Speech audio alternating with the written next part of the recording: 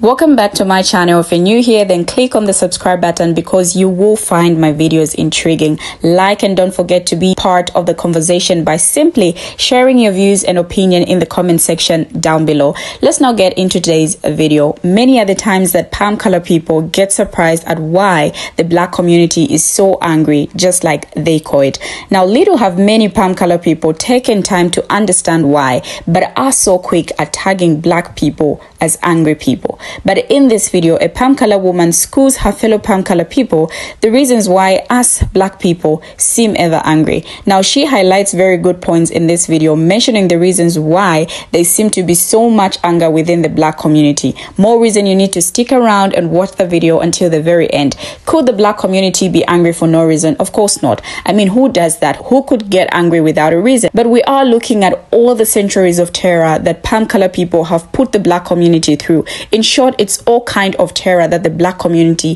has had to endure. Take a look at this clip. I will be right back, and when I do, you know how it gets. For now, check out this clip. I hate it. It makes me shake because I don't want to cause a fight. So the anger within the black community makes you feel uncomfortable. Now, I'm going to be nice about this because you said that you were autistic, but let me try to help you understand why there is so much anger in the black community, because at one point in time I didn't get it either, but you have to educate yourself, and these are the things that we're not taught in school. You have to understand the centuries of terror that white people have put the black community through, and you're saying that it's because of our ancestors. That's definitely because of our ancestors, but it's also because of current situations that are still taking place, like police brutality, black people being murdered every day. I say this all the time. Underfunding of education, mass incarceration, the housing issues, underfunding of housing, gentrifying, redlining, gerrymandering, Homestead Act, Jim Crow, black codes, things that we're living in Jim Crow 2.0 today. The fact that the war on drugs was nothing but a war on black people in order to lock them up. The legislation that is written that targets them specifically. And as a white woman, I need you to understand, and please look up the United Daughters of the Confederacy.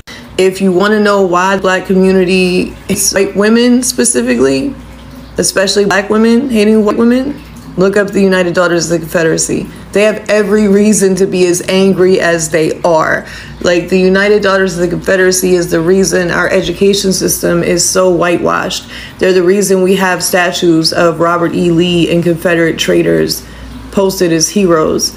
They're the reason why we had an entire campaign that demonized and criminalized the black communities, but specifically black men, as like thugs and rapists, and white men have to protect white women from black men because they're coming for your women.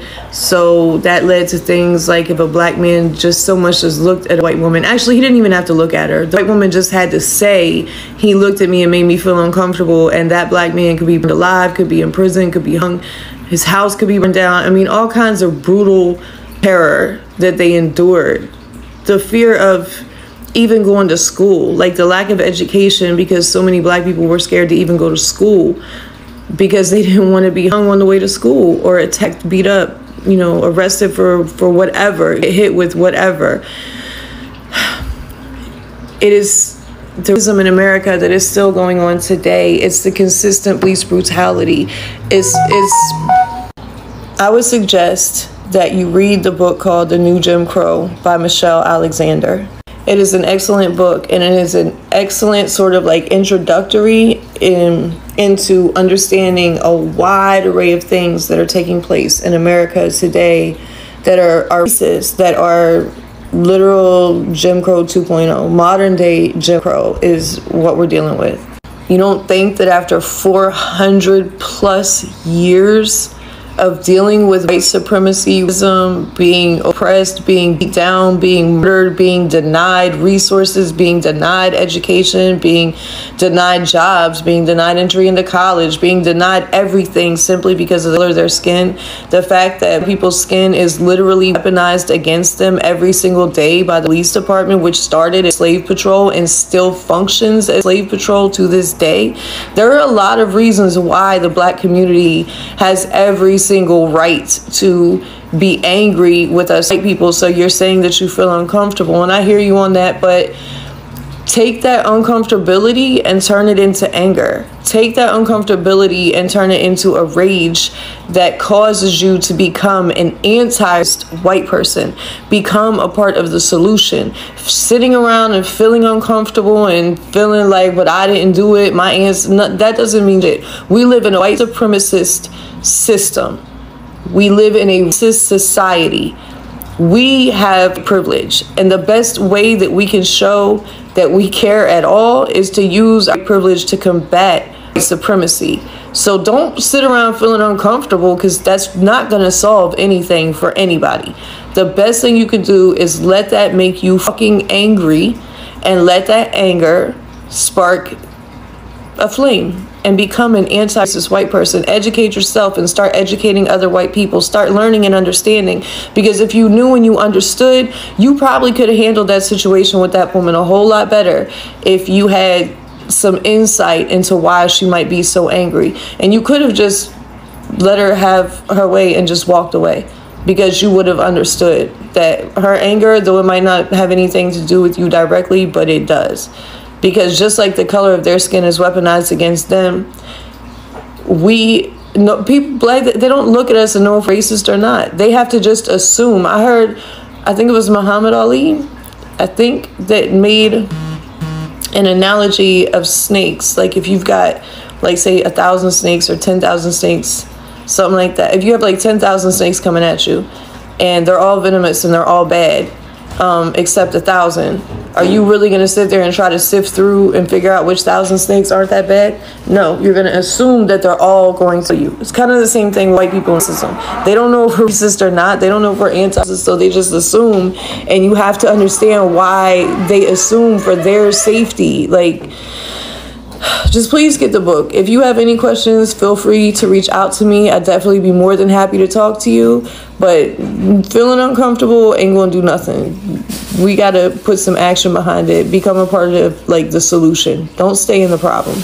Okay, let's now unpack the angry black person stereotype. The stereotype of the angry black person is a harmful and unfair generalization that portrays black individuals as constantly angry, aggressive, or prone to violence. Now, this stereotype has its roots in systemic racism and prejudice, perpetuating negative and dehumanizing images of black people. It is important to recognize that anger is a natural emotion experienced by people of all races and ethnicities. However, when anger is attributed solely to black individuals as a defining characteristic, it reinforces our racist beliefs and contributes to the marginalization and mistreatment of black people. Now, the stereotype of the angry black person is deeply rooted in historical and ongoing discrimination, including the devaluation of black lives and equal access to opportunities, and the portrayal of black people in media. It is often used to dismiss or invalidate the legitimate grievances and experiences of black individuals when they express frustration or speak out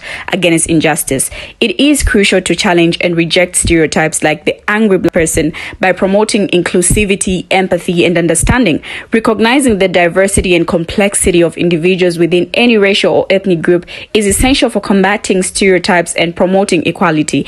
Engaging in open and disrespectful dialogue, listening to the experiences of others, and actively educating ourselves about racial issues are crucial steps in dismantling stereotypes and fostering a more inclusive society. Now, overcoming the angry stereotype requires collective efforts from individuals, communities, institutions, and society as a whole. And I feel these are the steps that can contribute to challenging and dismantling this harmful stereotype. Education and awareness. I feel this is very important, because when you educate yourself and others about the history of racial stereotypes, including the angry black person stereotype, understand its origins, impact, and how it perpetuates systemic racism, engage in critical discussions about race and stereotypes to raise awareness and challenge misconceptions.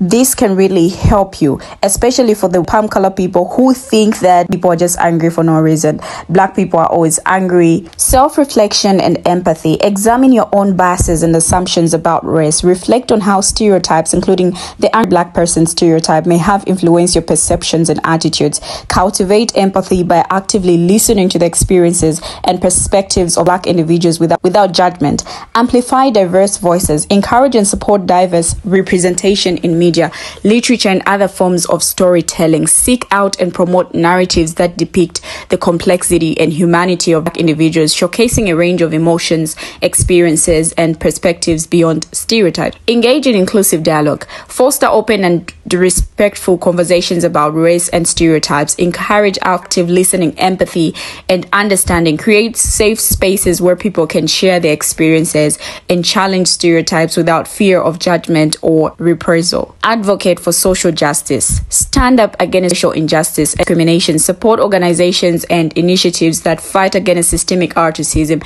and promote equality. Use your voice and privilege to advocate for policies and practices that address racial disparities and uplift marginalized communities. Address systemic issues. Recognize that the angry Black person stereotype is rooted in broader systemic issues such as unequal access to resources, opportunities, and representation. Support efforts to address these systemic barriers, including advocating for equitable education, employment, and criminal justice reform. Allyship and solidarity. Actively work and ally in the fight against racial stereotypes, discrimination. Stand in solidarity with Black individuals and communities by amplifying their voices, challenging stereotypes when you encounter them, and actively working towards racial justice and equality. It is important to avoid stereotyping any racial or ethnic group. People's emotions and experiences are diverse and complex, and they should not be reduced to a single emotional characteristic. Now, engaging in open dialogue, actively listening to the experiences and perspectives of others, and challenging our own biases can contribute to a more nuanced and empathetic understanding of the emotions and experiences of individuals, including those within the Black community. Now, overcoming stereotypes is an ongoing process that requires self-reflection, education, and action. By collectively challenging and dismantling the angry Black person stereotype, we can strive for a more inclusive and equitable society. These are some of the steps that I feel some palm color people need to take, because they really have to understand the history behind the Black community. Now, her points is what we have been talking about for a long time now, and there are things that my fellow Black brothers and sisters have been trying to tell palm color people, but it's like they seem not to understand it, they seem not to get it. But what do you, my viewers, have to say about this video? Kindly share your comments down below. Thank you for watching, and see you in my next video.